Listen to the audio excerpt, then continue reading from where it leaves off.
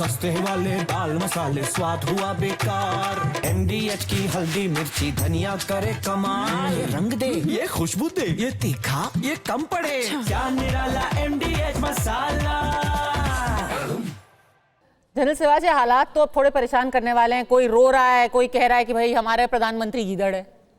देखो, सच्चाई है वो सच्चाई प्रकट करें और वाकई हालात बहुत खराब है। देखो, पाकिस्तान क्या आज मोराल एक तरीके से मायूसी दिखा रही है ना कि भाई खुद आप संसद में खड़े होकर कह रहे हैं कि आप क्यों मौत के मुंह में धकेल रहे हो हमारे सोल्जर्स को, जब आप खुद तो लंदन भागने की तैयारी में बैठे हो। और भाग चुके हैं। देखो, कई फैमिलीज तो इन्होंने, इवन जनरल्स ने अपनी जो फैमिली है उनको लंदन में भेज दिया। देखो, सच्चाई क्या है पाकिस्तान की आज हालात देखें आप। पाकिस्तान की फौज कन्वेंशन लड़ाई भारत के साथ नहीं लड़ सकती। उसका जो असला है 4-5 दिन से ज्यादा नहीं है। उसके पास इतना डीजल नहीं है कि उसके टैंक 50 किलोमीटर से ज्यादा चल पाए। सच्चाई यह है कि इनके पास जो कोई इनके साथ खड़ा नहीं। इनके साथ खुद चीन, टर्की और किसी हिसाब से अजरबैजान है। इतनी बड़ी बड़ी बातें करके अपनी बेइज्जती क्यों कराते हैं? आप कहते हैं कि भाई हम खून का बदला ले लेंगे।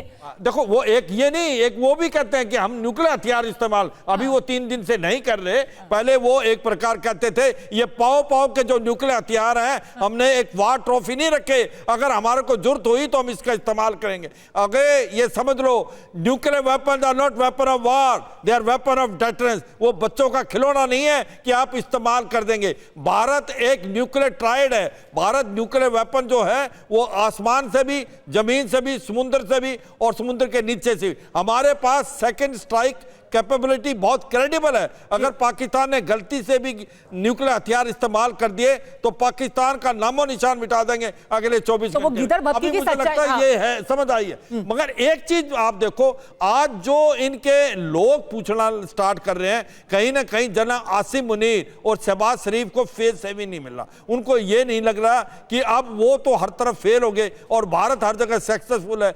अपने अवाम को कहां दिखाएं कि हमने कहीं ना कहीं सक्सेस प्राप्त की है। मुझे लगता है इसी के कारण वो और बुखरा गए, गलती पे गलती करते जा रहे हैं। और पाकिस्तान जिस हिसाब से चल रहा है, मुझे लगता है ये टूटने के कगार पे। सुमित, इसकी सच्चाई क्या है? क्योंकि जो जनरल साहब कह रहे थे, ये बहुत चर्चा इसकी हो रही है कि अब बहुत स्टिकी विकेट पर आ गए हैं जनरल मुनीर खास तौर पर। क्या उनका तख्ता पलट किया जा सकता है? ये बहुत हॉट चर्चा हो रही थी कि सारा दोष जो है या तो शहबाज शरीफ के ऊपर चिपका दिया जाएगा या फिर जनरल मुनीर को ही हटा दिया जाएगा। इंटेलिजेंस एजेंसीज क्या कह रही हैं? देखिए, ये बात तो तय है कि आसिफ मुनीर सबसे अनपॉपुलर इस समय के आर्मी चीफ थे पाकिस्तान के अंदर। जो बलूचिस्तान में हुआ, जो पाकिस्तान अफगानिस्तान बॉर्डर पर हो रहा था, उनके क्रेडिबिलिटी पर सवाल उठ रहे थे, उनके प्रोफेशनलिज्म पर सवाल उठ रहे थे। कहा जा रहा था कि सेना कंट्रोल नहीं हो रही थी। तो यही बात है कि आसिफ मुनीर को लगा कि सबसे बेहतरीन चीज है कि पुराना फॉर्मूला अपनाया जाए, भारत में अटैक कराया जाए, उसको लगातार डिवाइड किया जाए और उसके बाद अपने देश के अंदर अपने जो खिलाफ आवाजें उठ रही है उनको उसी बेसिस पे कंसोलिडेट कर दिया जाए। बैकफायर हो रहा है। बिल्कुल। और अब बैकफायर कैसे हो रहा है? लगातार आप देखें,